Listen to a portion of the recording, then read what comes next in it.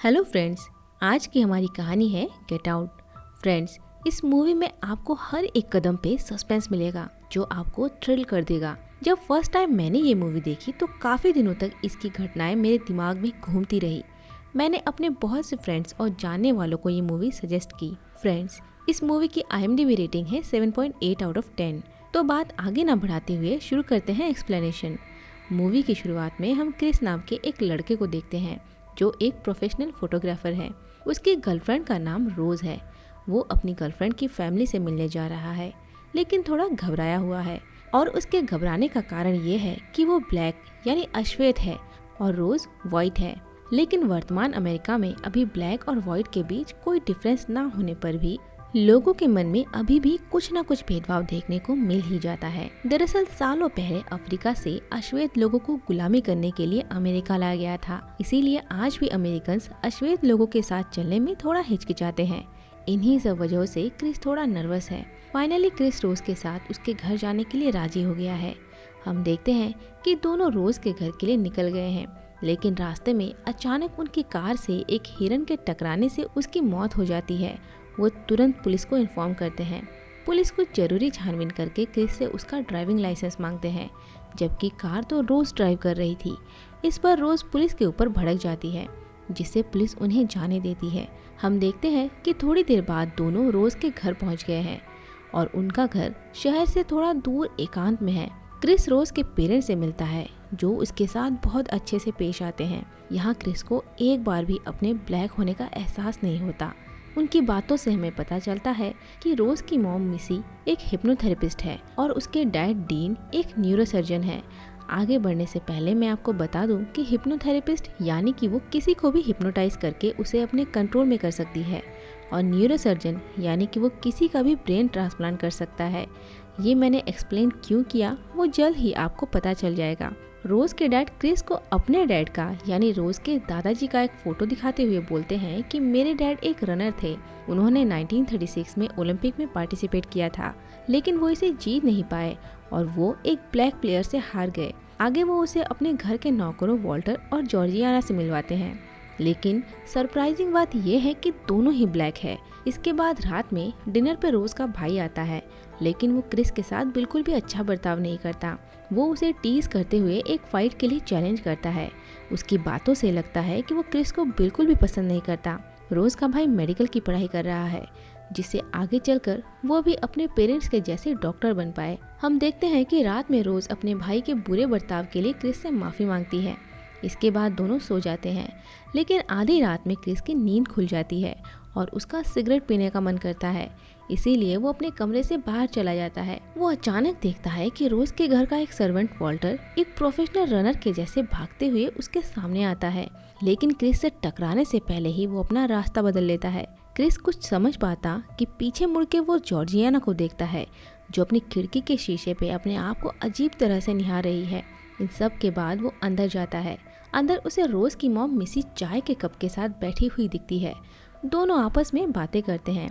बातें करते हुए रोज की मॉम क्रिस को हिप्नोटाइज कर लेती है और वो उसे बोलती है, अब से तुम्हारी सिगरेट पीने की आदत हमेशा के लिए छूट गई। क्रिस को फील होता है कि वो किसी दूसरी दुनिया में पहुंच गया है, जहां सिर्फ और सिर्फ अंधेरा है। वो उस अंधेरे में गिरता चला जा रहा है। होश आने पर वो अपने आप को बेड पे देखता है। वो सोचता है कि शायद उसने सपना देखा होगा। अगली सुबह जब वो बाहर निकलता है तब उसे वॉल्टर दिखता है, जो उसे पिछली रात रनिंग करते हुए दिखा था। वॉल्टर उसके पास आके उससे पिछली रात की घटना के लिए माफी मांगता है। इससे क्रिस समझ जाता है कि इसका मतलब वो सब कोई सपना नहीं था, वो सच था।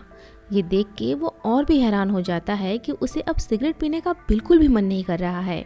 उसी दिन हम देखते हैं कि रोज के घर पे एक पार्टी है, जहाँ सारे वाइट और बूढ़े लोग मौजूद हैं। एक बूढ़ा कपल क्रिस के पास आता है और क्रिस से हाथ मिलाते हुए बोलता है कि तुम्हारी पकड़ बहुत मजबूत है, क्या तुमने कभी गोल्फ खेला है? क्रिस बोलता है, हाँ, बहुत सालों पहले, लेकिन मैं बहुत अच्छा प्लेयर नहीं हूँ। तब उस बूढ़े आदमी की वाइफ बोलती है, एक समय मेरे हस्बैंड गोल्फ के बहुत अच्छे प्लेयर थे। इसके बाद क्रिस के साथ और दो बूढ़े कपल की मुलाकात होती है और वो दोनों कपल भी क्रिस के फिजिकल फिटनेस से इम्प्रेस होते हैं। हद तो तब होती है जब एक लेडी क्रिस की बॉडी को टच करके देखती है। क्रिस को बहुत अनकंफर्टेबल फील होता है। अब क्योंकि क्रिस एक फोटोग्राफर है, इसीलिए वो अपना माइंड डाइवर्ट करने के लिए उन सभी के कुछ फोटोज क्लिक करता है। तभी उन बूढ़े लोगों के बीच उसे एक लौता अश्वेत जवान आदमी दिखता है जिसका नाम लोगन है। क्रिस उसके पास जाता है और उससे बातें करता है, लेकिन लोगन किसी बूढ़े आदमी के जैसे बातें करता है। मतलब वो देखने में भले ही जवान है, लेकिन उसका बिहेवियर बिल्कुल किसी बूढ़े आदमी के जैसे ही है। उसी समय एक वाइट और बूढ़ी लेडी आती है। लोगन बोलता है कि ये मेरी वाइफ है, जो कि उसकी एज से बहुत बड़ी है। वो कपल आगे बढ़ता है और दूसरे बूढ़े कपल से मिलता है। लोगन उन्हें अपनी बॉडी घूम घूम के दिखा रहा था। ये सब क्रिस को बहुत अजीब लगता है। इसके बाद एक और बूढ़ा आदमी आके क्रिस से मिलता है और अच्छी बात यह है कि क्रिस उन्हें पहले से ही पहचानता है, क्योंकि उनका अपना एक फ़ोटो गैलरी है। वो क्रिस को बोलता है कि मैं भी एक फ़ोटोग्राफ़र बनना चाहता था, लेकिन एक प्रोफेशनल फ़ोटोग्राफ़र बनने से पहले ही मेरी आंखें चली गई। क्रिस को यहाँ सब अजीब लग रहा था, इसीलिए क्रिस अपने रूम में जाता है, जहाँ उसने अपने फ़ोन को चार्ज पे लगा रखा है। हम देखते हैं कि उसके ऊपर जाने के बाद नीचे हॉल में मौजूद लोग बिल्कुल चुप हो गए हैं। ऐसा लगता है जैसे सभी क्रिस के सामने पार्टी एंजॉय करने की एक्टिंग कर रहे हैं। उधर क्रिस ऊपर पहुंच के देखता है कि उसके फ़ोन का चार्जर निकला हुआ है। उसे लगता है कि शायद ये जॉर्जियाना का काम है, क्योंकि उसका बिहेवियर भी उसे बहुत अजीब लगता है। इस बीच उसे ढूंढते हुए रोज़ वहाँ पहुँचती है। वो बोलती है, तुम मुझे वहाँ अकेला छोड़कर यहाँ क्यों चले आए? क्रिस बोलता है, जॉर्जियाना ने मेरा फ़ोन ऑफ कर दिया। लेकिन रोज़ को उस पर यकीन नहीं होता। वो वहाँ से चली जाती है। रोज़ के जाने के बाद क्रिस अपने दोस्त रॉड को कॉल करता है और सारी घटना बताता है, जैसे वॉल्टर और जॉर्जियाना की हरकतें और पिछली रात उसका हिप्नोटाइज किया जाना। ये सब सुन के रॉड उसे तुरंत वहाँ से निकलने को बोलता है। उसी समय अचानक जॉर्जियाना वहाँ आती है और क्रिस से माफ़ी मांगती है। वो बोलती है कि मैं यहाँ साफ सफाई कर रही थी और शायद उसी समय मैंने आपके फ़ोन का चार्जर निकाल दिया था, फिर बाद में उसे लगाना भूल गई। क्रिस नोटिस करता है कि ये लेडी एक सर्वेंट है, लेकिन उसका एटीट्यूड बिल्कुल भी सर्वेंट जैसा नहीं है, बल्कि घर के मालिक जैसा है। क्रिस उसे बोलता है कि मैं अपने चारों ओर वाइट लोगों को देख के थोड़ा नर्वस हो गया था। हम देखते हैं कि ये सुनते ही जॉर्जियाना की आंखों से आंसू आ रहे हैं। ऐसा लगता है कि वो भी क्रिस को ऐसा ही कुछ बोलना चाहती है। उसकी आंखों में दर्द साफ देखा जा सकता है, लेकिन उसके चेहरे के भाव बिल्कुल अलग हैं। अपने चेहरे पे मुस्कान के साथ वो बोलती है, ऐसा कुछ नहीं है, यहाँ जितने भी वाइट लोग हैं वो बहुत अच्छे हैं, वो हमें अपनी फैमिली जैसा मानते हैं। लेकिन क्रिस को उसकी बातें बहुत अजीब लगती है। वो एक बार फिर से बाहर आता है और बाहर आके वो लोगन का चुपके से एक फ़ोटो क्लिक करता है। लेकिन क्रिस के फ़ोन का फ्लैश जैसे ही उसके चेहरे पे पड़ता है, लोगन बिल्कुल शांत हो जाता है। ऐसा लगता है कि एक ही पल में वो चेंज हो गया है। उसकी नाक से खून निकलने लगता है। वो क्रिस को बोलता है, चले जाओ यहाँ से, तुम जल्दी यहाँ से चले जाओ। इस बीच कुछ लोग उसे पकड़ के एक कमरे में लेकर जाते हैं। पार्टी का माहौल बिल्कुल शांत हो जाता है। इसीलिए माहौल को रिलैक्स करने के लिए रोज के डैड डीन क्रिस को बोलते हैं कि शायद वो अनकंफर्टेबल फील कर रहा होगा। रोज क्रिस को अपने घर से कुछ दूर लेकर जाती है, क्योंकि वहाँ का माहौल कुछ गंभीर हो गया है। दूसरी ओर पार्टी में हम देखते हैं कि रोज के डैड क्रिस के एक फोटो की नीलामी कर रहे हैं, और उस फोटो को खरीदने वाला वो ही है जो क्रिस के ही जैसा फोटोग्राफर बनना चाहता था। लेकिन सवाल ये है कि आखिर ये लोग क्रिस के फोटो की नीलामी क्यों कर रहे हैं। उधर क्रिस ने पार्टी में जिस आदमी का फोटो लिया था उसे वो अपने फ्रेंड रॉड को सेंड करता है। रॉड उस फोटो को देखते ही उसे पहचान जाता है और वो तुरंत ही क्रिस को कॉल करके उसके बारे में बताता है कि उस आदमी को वो पहले से ही जानता है और पिछले 6 महीनों से वो लापता है। उस आदमी का नाम एंडी है। क्रिस उसे बोलता है, लेकिन इस आदमी का नाम तो लोगन है। इसीलिए इस बात को कंफर्म करने के लिए रॉड इस केस के इंचार्ज के पास जाता है और सारी घटना उसे बताता है, लेकिन इंचार्ज उसकी बातों पे बिल्कुल भी यकीन नहीं करती। दूसरी तरफ हम देखते हैं कि रात होते होते क्रिस को समझ आ गया है कि ये जगह उसके लिए सेफ नहीं है। इसीलिए वो रोज को बोलता है कि हमें अभी यहाँ से निकलना पड़ेगा। रोज बोलती है, सब ठीक है ना? क्रिस बोलता है, मैं तुम्हें कार में बताऊंगा, तुम तैयार हो ना? रोज बोलती है, हाँ मैं अपना बैग लेकर आती हूँ। क्रिस अपना बैग पैक करता है। तभी उसे रोज की बहुत सारी तस्वीरें मिलती हैं जो अलग अलग ब्लैक लोगों के साथ थी, और उन तस्वीरों में वॉल्टर और जॉर्जियाना भी है। उन तस्वीरों को देख के ऐसा लग रहा था जैसे वो सभी रोज के बॉयफ्रेंड्स थे, जबकि रोज ने तो बोला था कि क्रिस ही उसका पहला ब्लैक बॉयफ्रेंड है। ये सब देख के क्रिस हैरान हो जाता है कि रोज भी उनसे मिली हुई है। क्रिस वहाँ से जाने लगता है। तभी वो देखता है कि उसे रोकने के लिए रोज का पूरा परिवार ही उसके सामने खड़ा है। क्रिस बचने के लिए रोज के भाई पर अटैक करता है। उसी समय रोज की मॉम एक कप हिलाते हुए आवाज करती है और क्रिस बेहोश होकर जमीन पर गिर जाता है। उसे महसूस होता है कि वो किसी दूसरी दुनिया में पहुंच गया है। पहले भी रोज की मॉम ने ठीक ऐसा ही किया था क्रिस के साथ, उसे हिप्नोटाइज करने के लिए। दरअसल ये उनकी हिप्नोटाइज टेक्निक है। दूसरी ओर हम देखते हैं कि क्रिस का फ्रेंड रॉड उसे लगातार कांटेक्ट करने की कोशिश कर रहा है, लेकिन उसे कोई जवाब नहीं मिलता, जिससे वो बहुत परेशान हो जाता है। इधर क्रिस को होश आने पर वो अपने आप को एक चेयर से बंधा हुआ पाता है। वो अपने सामने एक टीवी देखता है जो ऑटोमेटिकली ऑन हो गया है। उसमें वो एक बूढ़े आदमी को देखता है जो कि असल में रोज के दादाजी हैं। वो बोलते हैं कि उन्होंने ऐसा इन्वेंशन किया है जिससे कोई भी इंसान अमर हो जाएगा, जिसमें किसी इंसान के दिमाग को किसी दूसरे इंसान के दिमाग में फिट किया जाएगा। इसे ब्रेन ट्रांसप्लांटेशन बोला जाता है। तभी अचानक टीवी पर वही चाय का कप दोबारा दिखाया जाता है, जिसकी आवाज सुन के क्रिस एक बार फिर से बेहोश हो जाता है। दोबारा होश आने पर वो टीवी पर उस बूढ़े आदमी को देखता है जो उसे पार्टी में मिला था और उसी ने क्रिस की फोटो को नीलामी में खरीदा था। वो क्रिस को बोलता है कि मेरे दिमाग को तुम्हारे शरीर में फिट किया जाएगा, इससे मुझे तुम्हारी आंखें मिल जाएगी, मैं एक बार फिर से इस दुनिया को देख पाऊंगा और तुम्हारे शरीर के रूप में मुझे एक नया जीवन मिलेगा, फिर मैं अपने सपने को पूरा कर पाऊंगा। दरअसल इसके 3 फेजेस हैं और फर्स्ट स्टेप में तुम्हें हिप्नोटाइज किया जाएगा, फिर तुम्हें साइकोलॉजिकली रेडी किया जाएगा ऑपरेशन के लिए, जैसा कि तुम्हारे साथ अभी किया जा रहा है, और तीसरा फेज है ट्रांसप्लांटेशन।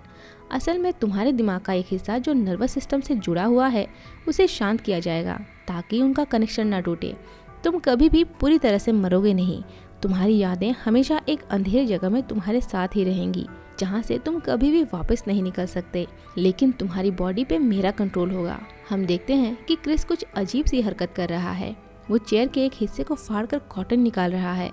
उसी समय फिर से टीवी पर चाय का कप आता है और आवाज सुन के वो एक बार फिर से बेहोश हो जाता है।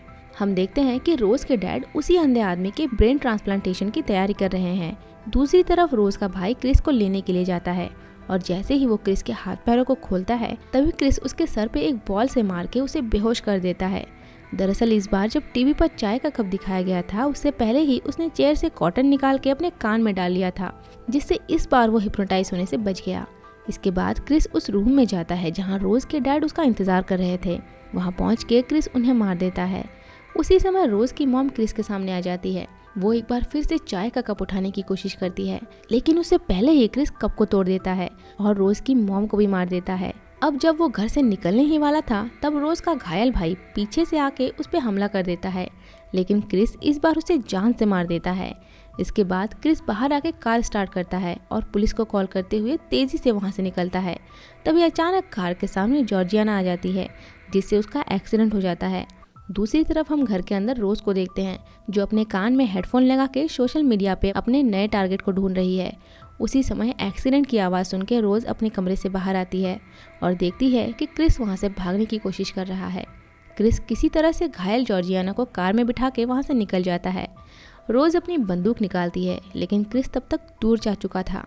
इधर जल्द ही जॉर्जियाना को होश आता है और वो क्रिस के ऊपर हमला कर देती है, क्योंकि जॉर्जियाना के अंदर भी रोज की दादी का दिमाग है। वो उसे मारते हुए जोर जोर से बोलती है कि तूने मेरे पूरे परिवार को मार दिया है। उसके हमले की वजह से क्रिस की कार का एक्सीडेंट हो जाता है। तभी वहाँ रोज और वॉल्टर पहुँचते हैं। वॉल्टर के क्रिस को मारने से पहले ही क्रिस अपने मोबाइल का फ्लैशलाइट ऑन कर देता है, जिससे वॉल्टर को भी होश आ जाता है। वो पूरी तरह से शांत हो जाता है। दरअसल फ्लैशलाइट उन पर पड़ते ही उनके ऊपर किया गया हिप्नोटाइज का असर खत्म हो जाता है और वो अपने असली पर्सनैलिटी में वापस आ जाते हैं, जैसा कि लोगन के साथ हुआ था। और यहाँ भी फ्लैशलाइट ऑन करने पर ठीक वैसा ही हुआ। वॉल्टर रोज से उसका बंदूक मांगता है और उससे बंदूक लेके वो रोज को ही गोली मार देता है, फिर अपने आप को भी खत्म कर देता है। हम देखते हैं कि रोज की हालत बहुत खराब है, लेकिन इस हाल में भी वो अपने पास पड़ी बंदूक को उठाने की कोशिश करती है। क्रिस उसके पास जाता है और बंदूक उससे दूर कर देता है। रोज उसे बोलती है, क्रिस मुझे माफ कर दो। रोज एक बार फिर से उसके इमोशन के साथ खेलने की कोशिश करती है। क्रिस उसका गला दबा देता है, लेकिन उसे मार नहीं पाता। रोज ने भले ही उससे झूठा प्यार किया था, लेकिन क्रिस उसे सच में चाहता था। हम देखते हैं कि उसी समय पुलिस भी वहाँ पहुँच गई है। पुलिस को देखते ही रोज उनसे मदद मांगती है और बोलती है, बचाओ मुझे। क्रिस समझ जाता है कि अब रोज उसे फंसाने वाली है। पुलिस वैन से रॉड निकलता है। क्रिस रोज को वहीं पे छोड़ के रॉड के साथ चला जाता है और रोज अपनी मौत का इंतजार कर रही है। और इसी के साथ ये मूवी यहीं ख़त्म होती है। तो फ्रेंड्स, कैसी लगी आपको ये कहानी कमेंट में ज़रूर बताएं और साथ ही ये बताना ना भूलें कि इसके बाद आप कौन सी मूवी की कहानी को सुनना चाहेंगे। अगर आपको हमारा एक्सप्लेनेशन अच्छा लगा हो तो वीडियो को लाइक, शेयर एंड सब्सक्राइब करें। जल्द ही मिलते हैं एक और मज़ेदार कहानी के साथ। तब तक के लिए बाय बाय।